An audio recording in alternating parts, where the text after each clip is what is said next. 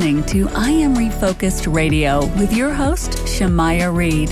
This show is designed to inspire you to live your purpose and regain your focus. And now, here's your host, Shamaya Reed.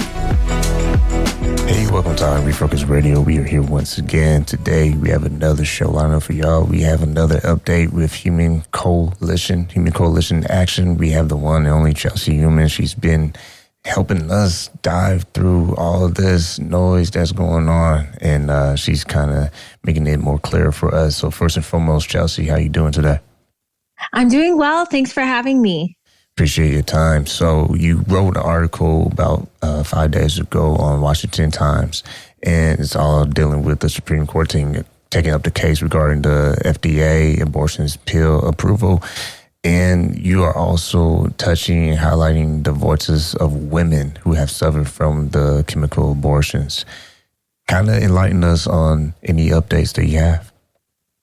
Yes. Well, as you guys well know, this case is one of the most important abortion cases, maybe definitely since Dobbs, but maybe in a decade, regarding the chemical abortion pill. ADF is challenging the approval of the pill from the beginning and saying that it was unsafe. They didn't require the right kind of testing and studies. When they passed it at the time, it was a rush job. And that since then, really, there have not only been harms to unborn children who, of course, their lives are ended by the abortion pill, but also to women. And what the FDA is doing is arguing to remove all general safety protocols for women, not requiring a doctor to dispense the pill or even having sonograms to see if there's complications for women that could arise. So that is what is at the table before the Supreme Court. And here at Human Coalition, we serve pregnant women in need every single day who are seeking abortion, who are really looking for care. They're looking for compassion. They're looking for help with their circumstances. And we provide that for them. But for those who go on to make the choice to have an abortion, we've realized by serving them just how many complications they are having from the abortion pill. So we decided to brief that and advocate on their behalf and on the behalf of their unborn children to the Supreme Court.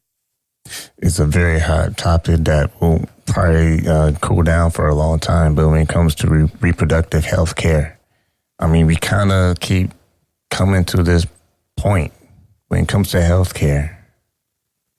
Are there any evidence, facts that maybe suggest that health care is circumstantial?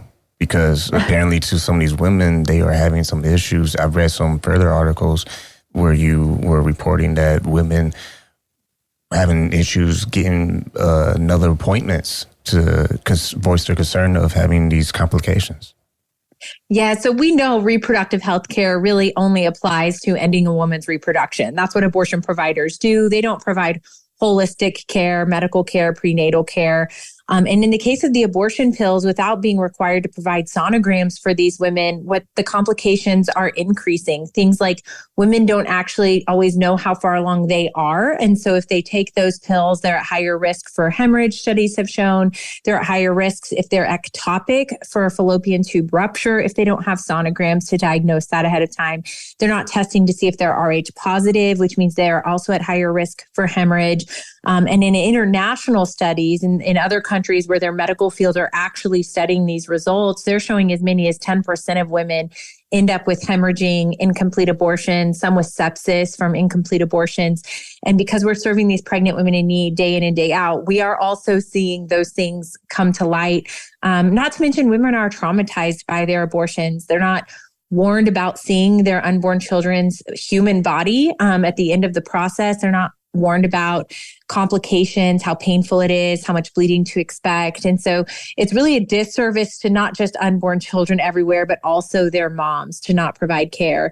And finally, I'll end with this. In addition to the preventative care that FDA is saying they don't have to give to women, they're also arguing not to give follow-up in-person care to women, which means women are not getting their follow-up appointments scheduled. When complications arise, we have women reporting to us that they can't get into abortion providers. Planned Parenthood is refusing to schedule with them.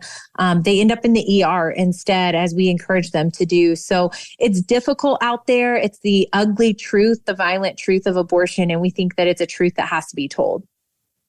I know this is always a controversial topic, and I want to thank our guest today for not just helping us get through this with facts, but doing a really good job helping us get educated on this. Chelsey Youman, thank you for what you're doing. We'll leave it at there, but real quick, for those who are more interested in finding out how they can get involved with hucoaction.org and learn about your organization, what's the best way that they can be educated on that as well?